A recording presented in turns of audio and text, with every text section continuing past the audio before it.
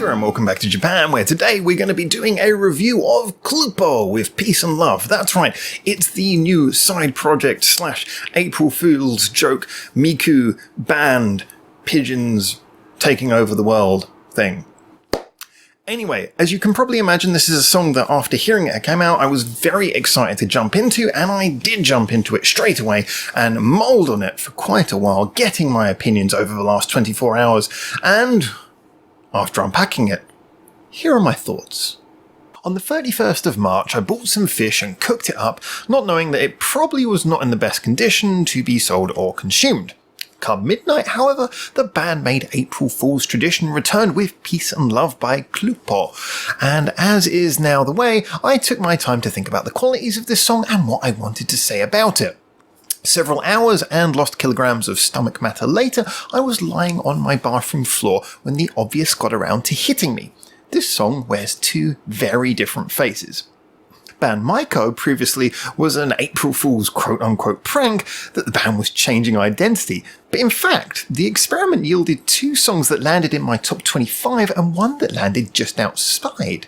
Now, despite an up and down Maiko EP, obviously band-maid pranks should be taken seriously on a creative level.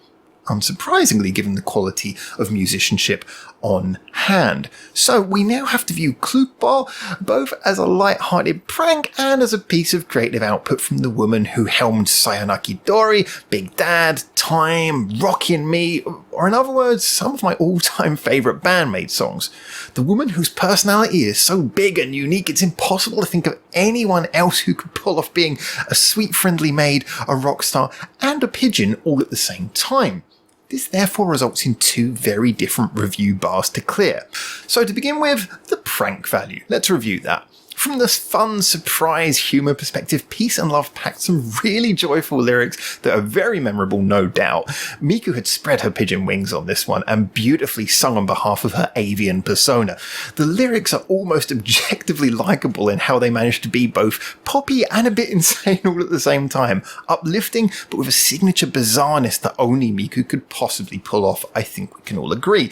And as an April Fool's diversion into the character of Miss Kabato, this song was a grin-inducing success. It also has such a wonderfully positive and innocent style that it makes the piece very difficult to say anything negative about without coming across like the sort of person who would abandon puppies at a petrol station. However, I do have to address the other side and review it as a song. After all, like I say, band-maid demands it. On paper, Peace and Love sounds like exactly what I should relish in, especially considering how much of the community says I have a bias towards pop, which I will neither confirm nor deny. However, as a piece of music, my biggest problem here is that after playing it on repeat and then stopping for 5 minutes to discuss it online, I could barely remember the melody. This somewhat followed the fact that when I first pressed play on it, the sound didn't exactly grab even supposedly poppy old me that hard. See, the issue with this song is that, although it does nothing wrong, it is mostly rather unoriginal and forgettable. And that's truly jaw-dropping for a piece that's supposed to be supporting one of the most memorable women in music, breaking out and singing on behalf of her Hato self. I get that the video description explains that the song is a homage to older styles, but how does a song with a Miku in it end up being easy to forget? With no disrespect to the other musicians, who I do not know at this point, I have to just assume that the little pigeon is actually doing all the heavy lifting. See, the backing track is very been there, done that. There's very little musical nuance, and the production is quite flat and lacking in life. Without the video to watch Miku chewing up the scenery, there's little to attract replays. I was asked on Discord whether I would compare it to Silent Siren maybe, and I thought maybe like an older filler track? That is kind of an accurate comparison in that, again, it would be an artist who I love doing something that isn't bad, but ultimately I'm not drawn to repeat listen to it because it doesn't stand out as much as other songs. So, frankly, if you want a lot of charm, a fun narrative, and an irreplaceable lead, then this will be a good song for you. If you're just looking for a catchy pop rock song though, go and listen to Rockin' Me, or put this in a playlist with a nice big selection and let it just drift on by on its charm alone. So, anyway, whilst everyone dives to a dislike button, please don't, it's time for my metaphor. I would say Peace and Love is Bryan Cranston in that Godzilla film. A whole lot of talent given not much to work with. You remember he did it, but not much else about it. And I think that's how Miku will be in regards to this song in future. Hey though, it was fun whilst it was on.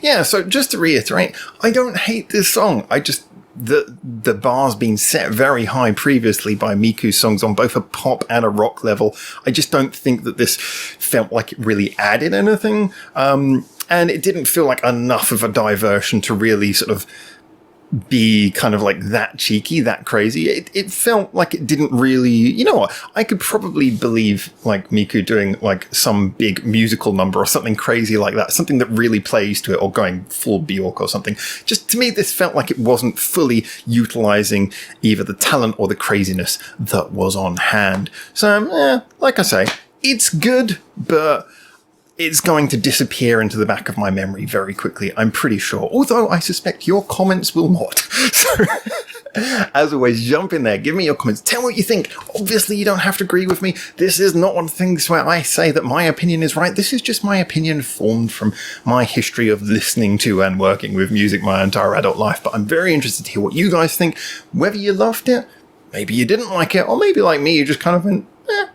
So, as I get in there, tell me what you think. Now, there is the subscribe button and the like button. There's also the dislike button. I would say, though, however, don't dislike me for having an opinion. At least we're always honest here. Like the video if you appreciated the stirring of thoughts. And anyway, as always, I know band-maid fans are usually really wonderful. And I know you guys, for the best part, just wonderful community. I've enjoyed sharing so much of the band-maid stuff with you guys, so I'm really looking forward to seeing a bit of the comedy and the backlash on this one, and maybe even some agreements, who knows. But it's a real pleasure if I can see those comments, and a real pleasure if I can see you in any of the social medias. Remember, they're always linked in the description below, so feel free to join more conversation with myself and the legions of people who probably don't agree with me over on there as well. A big thank you to our Patreon followers and the supporters. You guys really do keep this channel alive. I keep on saying it, we're not monetized. It's a music community, in my opinion. I don't want to stick adverts in your face. So you Patreon guys really are the ones who allow me to do this heinous work. And so, on that note, hoping that everyone still stays subscribed. I'm overplaying this, aren't I? I look forward to seeing you on the next video. Thank you so much for getting through to the end of this one. And for now, ciao, ciao.